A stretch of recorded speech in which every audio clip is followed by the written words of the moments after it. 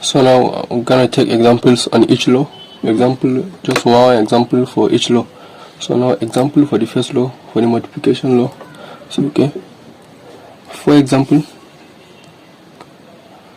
1, we have 2 raised to the power of 5 times 2 raised to the power of 2.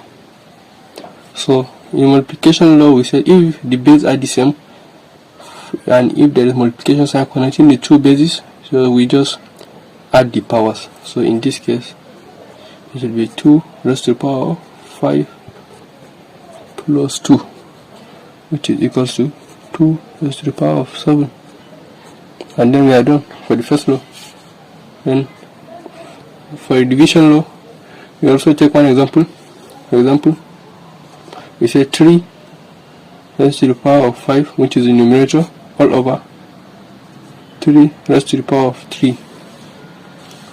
So, and we say the law says if there is division sign linking the two bases, then we say the power, the base remains the same, which is 3.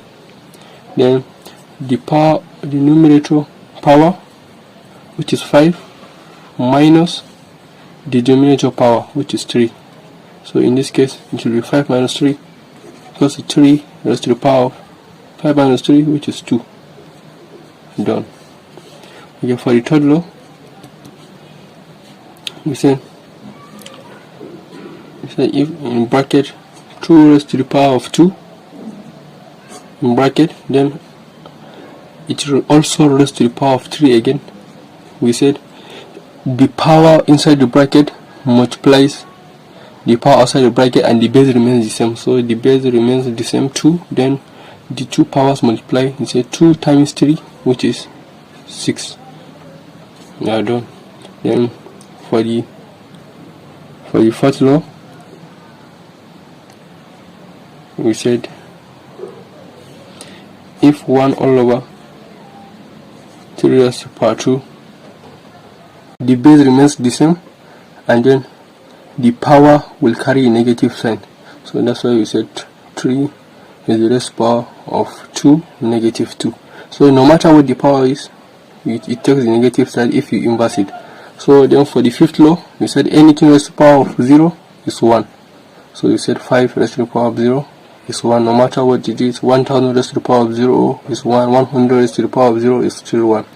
So for the sixth law, if 8 is raised to the power of 1 all over 3, we said the numerator in the power is the power and then the denominator is the root. So since 3 is the root, we take cube root, which is cube root, then 8 raised to the power of 1. Since 1 is the power, we say 8 raised to the power of 1 is still 1. If it would have been any different number, like 8 raised to the power of 2, it will be 8 raised to the power of 2. So we move to the seventh law. The seventh law says if there are two numbers of the same base, then the other power is equal to the other power. So we say 2 raised to the power of m is equal to 2 raised to the power of m. So the two bases cancel, then therefore m is equal to n. So now we have taken examples on or application to all the 7 laws. So thank you. Please like the video, subscribe. So support by subscribing, please. And then I'm going to solve more examples, more complicated. These are just simple examples. I'm going to solve more complicated examples of indices in the next part of the video. So thank you. Please subscribe.